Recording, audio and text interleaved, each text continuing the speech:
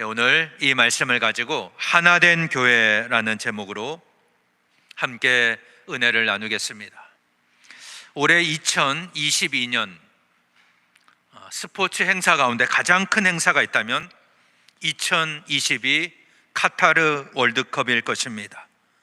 11월 20일에 개막하여 12월 18일에 폐막을 합니다. 월드컵이 열리면 전 세계에 이목이 집중됩니다. 월드컵은 축구를 통한 국가 간의 전쟁이라고 할 수 있습니다. 한 게임 한 게임의 희비가 교차합니다. 골을 넣은 선수는 국가적인 영웅이 됩니다.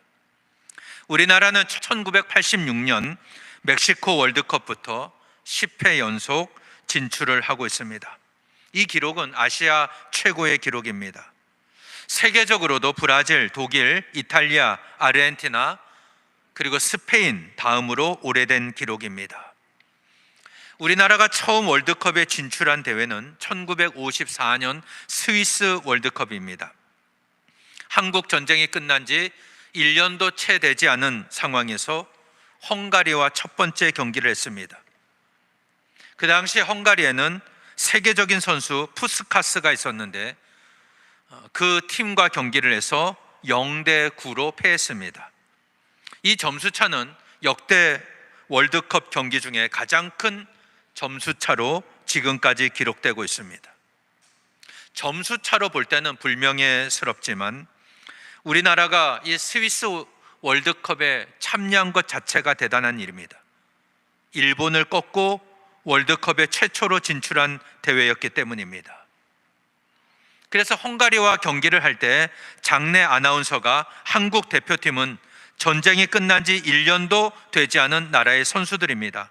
많은 응원을 부탁드립니다. 이렇게 방송을 할 정도였습니다. 우리나라 선수들은 경기에 이기는 것보다도 한 골만 넣자, 그래서 국민들에게 희망을 주자, 이런 마음으로 공격 일변도의 작전을 폈습니다. 그러니까 수비 중심으로 하지 않고 공격 중심으로 하다 보니까 9골이나 먹게 되었던 겁니다.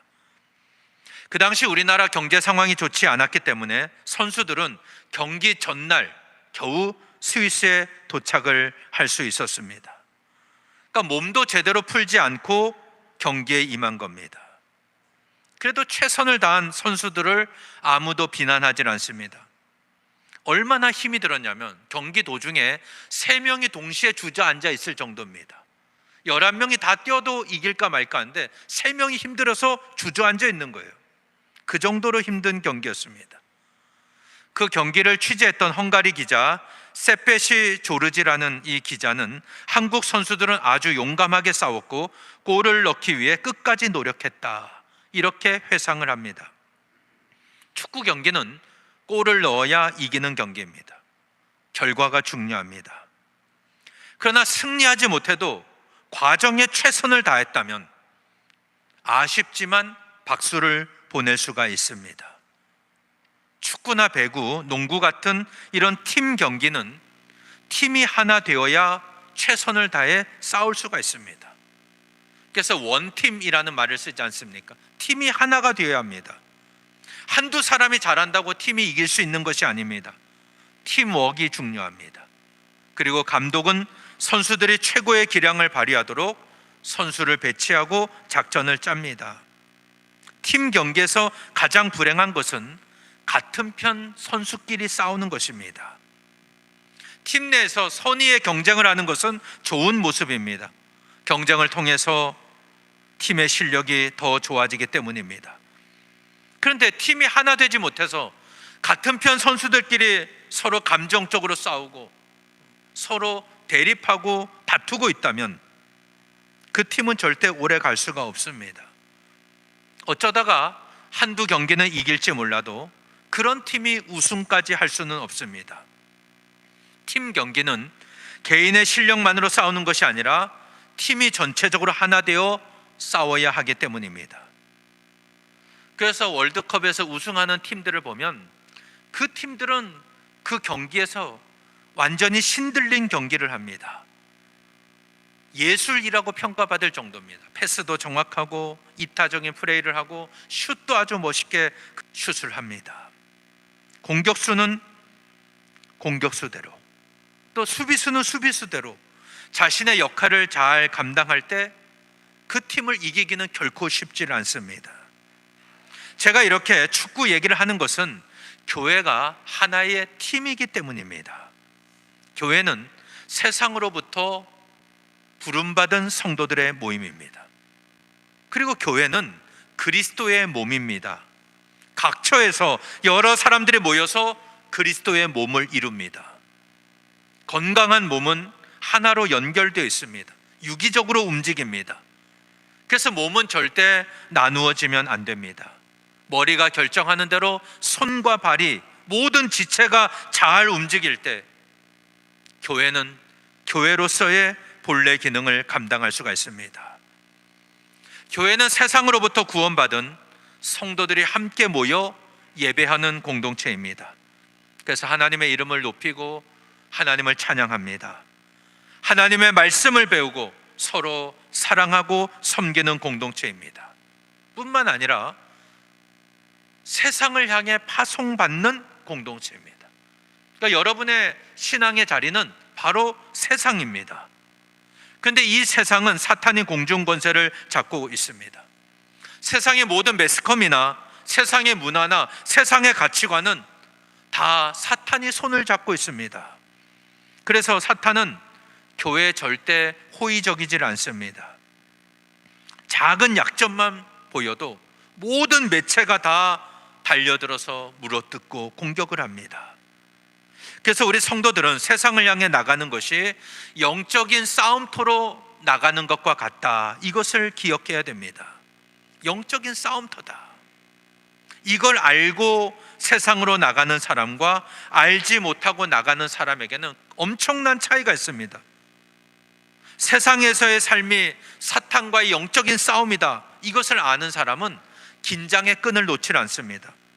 하나님 말씀을 붙잡고 기도하면서 세상으로 나갑니다.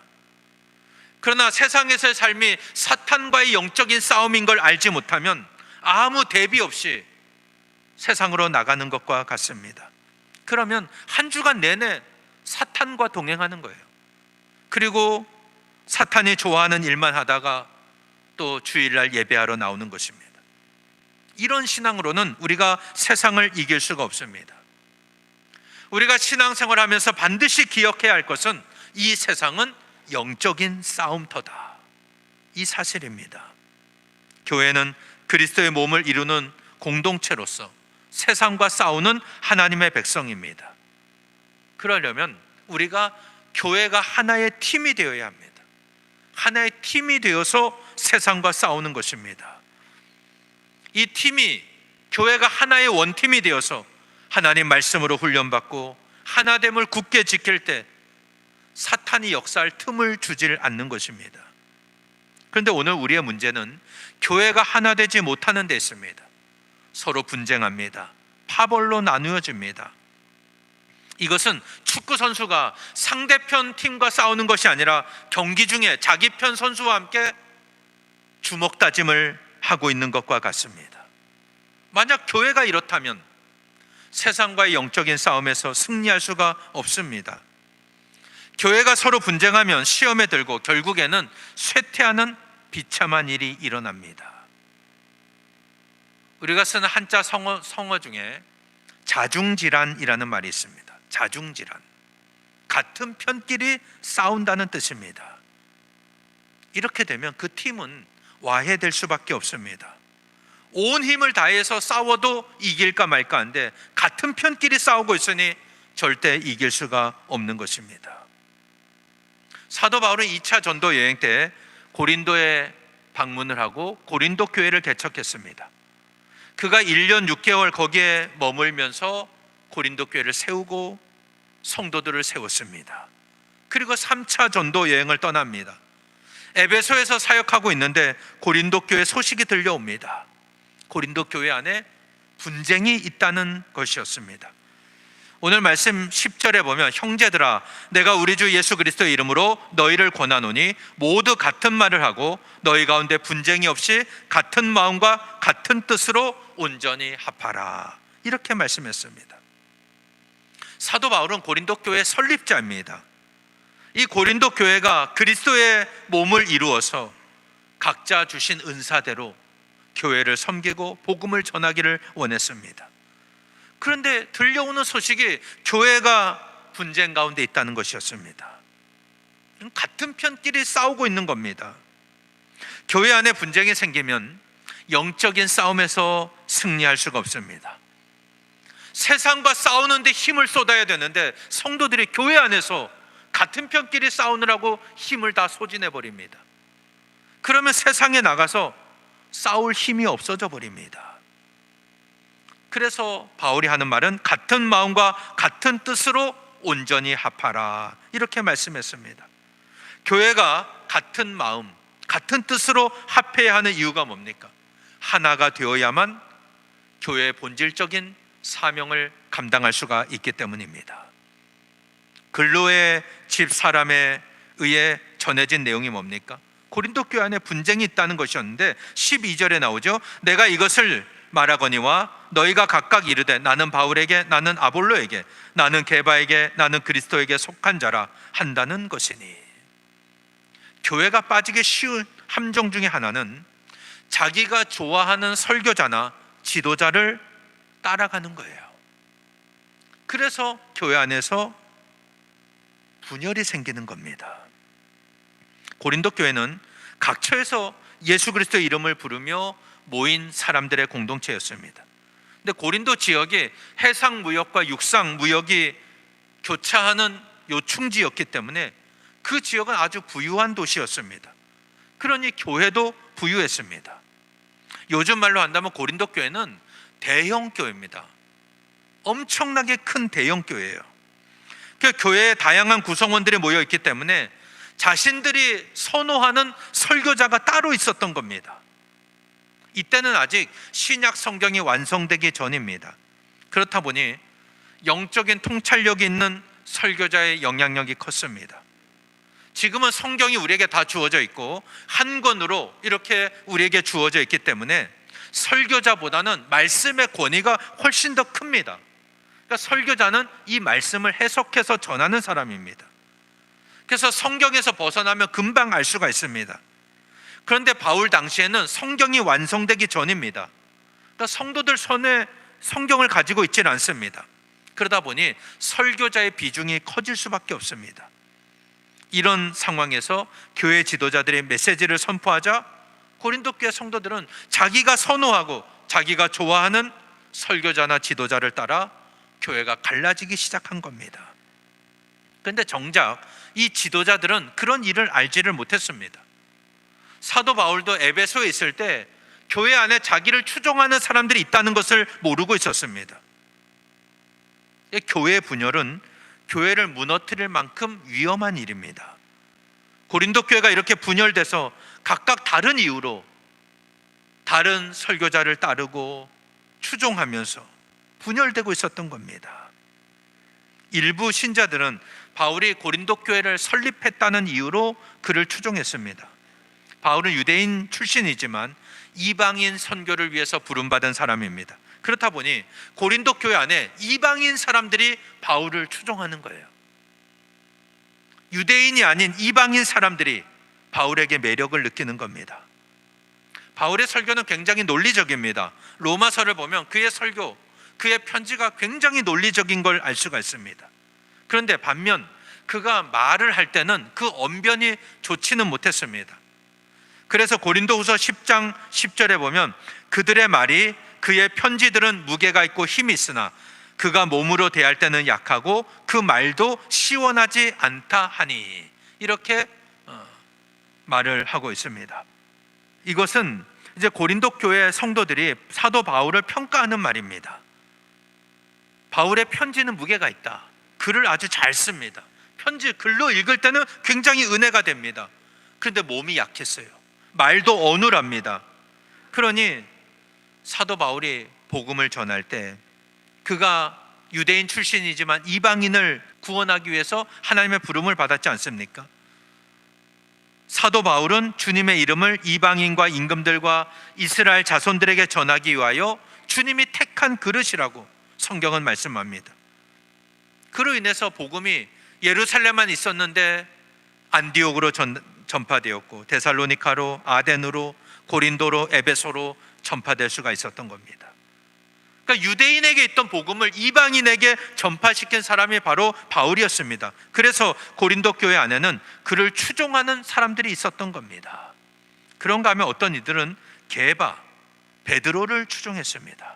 베드로는 유대인이자 또 예수님의 12 제자 중에 수제자입니다.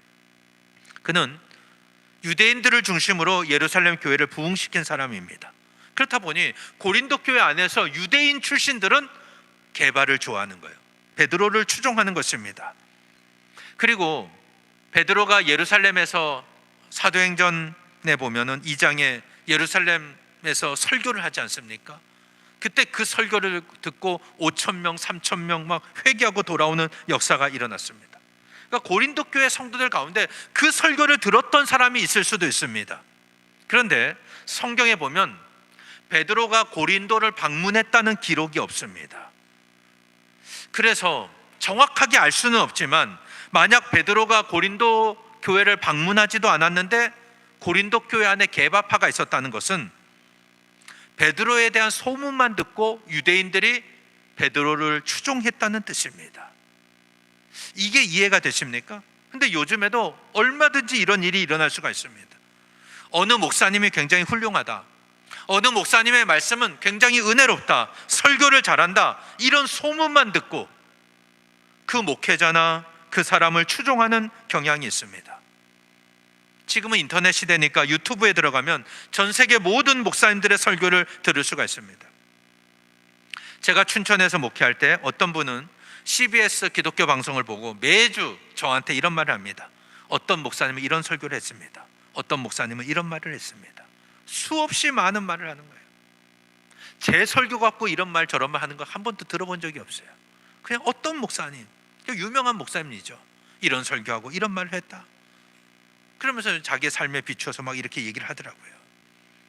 그분은 TV에 나오는 그 목사님을 추종하는 것 같았습니다. 근데 사실 우리가 설교만 듣고 그분의 인격을 다 알 수가 없습니다. 어떤 분은 설교를 굉장히 잘하지만 대인 관계에서는 강압적인 분이 있습니다. 어떤 분은 대외적으로 유명한 설교자이지만 교회 안에서는 정작 존경받지 못하는 분도 있습니다. 그래서 설교 한 편을 듣고 그분을 평가하는 것 굉장히 위험한 일입니다. 그런데 고린도 교회 안에 그런 일이 있었습니다. 베드로가 고린도 교회를 방문했는지 안 했는지 알 수가 없는데 그 교회 안에 베드로파가 있었다는 겁니다. 그리고 또 아볼로파가 있었습니다. 아볼로를 추종합니다. 그는 언변이 좋고 성경에 능통한 사람이었습니다. 사도행전 18장 24절에 보면 알렉산드리아에서 난 아볼로라 하는 유대인이 에베소에 이르니 이 사람은 언변이 좋고 성경에 능통한 자라. 말을 잘하는 사람이에요. 그리고 성경을 아주 박사처럼 잘 알고 있는 사람입니다. 그리고 사도행전 19장 1절에 보면 아볼로가 고린도에 있을 때라는 말씀이 나옵니다. 그러니까 이 말씀을 종합해 보면 아볼로는 아주 유능한 설교자로 고린도에서 사역을 한 것을 알 수가 있습니다.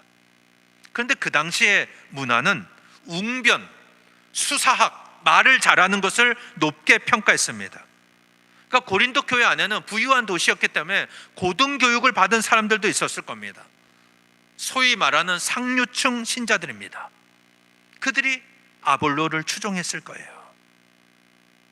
오늘날도 교회 장로님들이 대학 교수고 또 의사고 박사 학위가 있고 그러면 목사님들을 청빙할 때 박사 학위가 있는 분을 모시려고 합니다.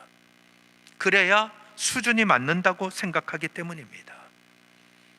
그래서 아볼로를 추종하는 거예요. 마지막으로는 그리스도에게 속한 자, 이런 그룹이 있었습니다.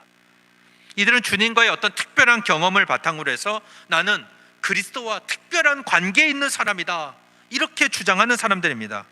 그래서 우리는 사람을 따르지 않는다, 인간 지도자를 따르지 않고 그리스도만 따른다, 이렇게 말을 합니다. 자신들은 남보다 더 우위에 있다고 생각을 합니다. 겉으로 볼 땐 좋아 보이죠. 그러나 이것은 옳은 모습이 아닙니다. 사도 바울이 고린도후서 10장 7절에서 이런 말씀을 합니다. 너희는 외모만 보는도다. 만일 사람이 자기가 그리스도에게 속한 줄을 믿을진대 자기가 그리스도에게 속한 것 같이 우리도 그러한 줄을 자기 속으로 다시 생각할 것이라, 이렇게 말씀했습니다. 무슨 말이냐면, 내가 그리스도에게 속해 있다면 다른 사람도 그리스도에게 속해 있다는 걸 알라는 것입니다. 나만 속해 있는 게 아니에요. 나만 은혜 받고 저 사람은 은혜 없는 것이 아닙니다. 여러분, 은혜는 나만 독점하는 게 아닙니다. 누구든지 주의 이름을 부르면 구원을 받습니다. 예수 믿고 구원받으면 다 그리스도에게 속한 사람들입니다. 그런데 이 그리스도파라고 주장하는 사람들은 자기들만 그리스도께 속했다, 다른 파는 다 신앙이 없는 것이다, 이렇게 생각하고 교회가 갈라지기 시작했던 것입니다. 이런 상황에서 바울은 고린도 교회를 향해 질문을 던집니다. 오늘 말씀 13절에 보면은 그리스도께서 어찌 나뉘었느냐, 바울이 너희를 위하여 십자가에 못 박혔으며 바울의 이름으로 너희가 세례를 받았느냐, 이렇게 질문합니다. 바울은 그리스도께서 나뉘어질 수 있는지 물었습니다. 교회는 그리스도의 몸이라 그랬죠. 그리스도는 한 분이시고 교회도 하나입니다. 우리는 그 교회를 이루는, 몸을 이루는 각 지체들입니다. 그 그리스도는 절대 나누어질 수가 없는 거예요. 교회가 분파를 만들고 서로 갈라지고 나누어진다, 이거는 있어서는 안 되는 일입니다. 나눌 수가 없다는 것이죠. 바울이 그들을 위해서 십자가에 못 박혔는지 묻고 있습니다. 내가 너희를 위해서 십자가에 못 박혔느냐? 게바도 아니고 아볼로도 아닙니다. 오직 예수 그리스도만이 우리를 위해서 십자가에 못 박히셨습니다. 바울이 십자가에 못 박혔다고 우리의 죄를 대속할 수가 없습니다. 십자가에 못 박혀서 우리의 죄값을 대신 지불할 수 있는 분은 오직 예수 그리스도뿐입니다. 하나님은 예수 그리스도께 그 자격을 주셨어요. 우리는 그 자격이 없습니다. 바울이 십자가에 못 박혔다고 그가 고린도 성도들의 죄를 사할 수 있는 것이 아닙니다. 그리고 또 바울은 고린도 교회 신자들이 바울의 이름으로 세례를 받았는지 묻고 있습니다. 이 대답 역시 아니오입니다. 우리는 오직 나를 위해 십자가에 못 박혀 죽으신 예수 그리스도의 이름으로 세례를 받습니다. 만약 내가 바울의 이름으로, 게바의 이름으로, 아볼로의 이름으로 세례를 받았다면 그게 바로 이단입니다. 사도 바울은 고린도 교회에서 그리스보와 가이오 외에는 아무에게도 세례를 베풀지 않은 걸 감사했습니다. 그리고 스데바나 집 사람에게 세례를 베푼 것 외에는 다른 누구에게도 세례를 베풀지 않았다, 이렇게 말을 합니다. 그는 수많은 사람을 전도해서 그리스도께로 인도한 사람입니다. 그러나 그는 세례를 많이 베풀지 않았습니다. 고린도 교회 안에서도 몇 사람에게만 세례를 베풀었습니다. 그래서 아무도 내가 바울의 이름으로 세례를 받았다, 이렇게 주장할 수가 없는 상황입니다. 바울은 자기를 따르는 제자를 만들려고 세례를 베풀지 않은 겁니다. 그는 자기의 사명이 뭔지 분명하게 알고 있었습니다. 고린도전서 1장 17절에 보면 그리스도께서 나를 보내심은 세례를 베풀게 하려 하심이 아니요 오직 복음을 전하게 하려 하심이로되 말의 지혜로 하지 아니함은 그리스도의 십자가가 헛되지 않게 하려 함이라. 이게 바울의 사명입니다. 그는 오직 복음을 전하는 것, 이것이 사명이었습니다. 그래서 내가 말의 지혜로 하는 것이 아니라 오직 그리스도의 십자가만을 자랑하며 복음을 전하겠다. 이것이 그의 사역이었던 겁니다. 사랑하는 여러분, 교회는 그리스도의 몸입니다. 아까 우리가 교동문을 읽었던 에베소서 4장 4절에서 6절에 보면 몸이 하나요 성령도 한 분이시고 주도 한 분이시고 믿음도 하나고 세례도 하나고 하나님도 한 분이시다, 이렇게 말씀하고 있습니다. 그러니까 교회는 그리스도 안에서 하나입니다. 그렇다면 교회 안에 목사파, 장로파가 따로 없습니다. 원로 목사, 담임 목사가 하나입니다. 담임 목사, 부목사가 하나입니다. 갈라질 수가 없다는 것입니다. 근데 오늘 본문을 통해서 우리가 신앙생활을 하면서 한 가지 주의할 것이 있습니다. 교회 안에 목회자의 영향력이 커지면서 목회자 팬클럽이 형성된다는 거예요. 목회자를 따라가는 겁니다.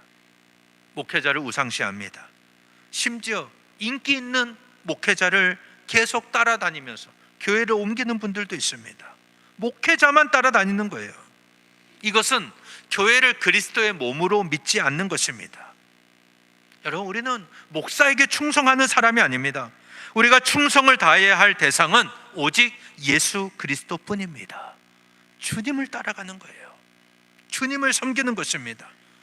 교회가 예수 그리스도를 중심으로 하나 될 때 사탄이 물러가고 세상을 구원하고 세상을 변화시키는 사명을 감당할 줄로 믿습니다. 이게 여러분 교회입니다. 그런데 사탄은 교회를 분열시키려고 합니다.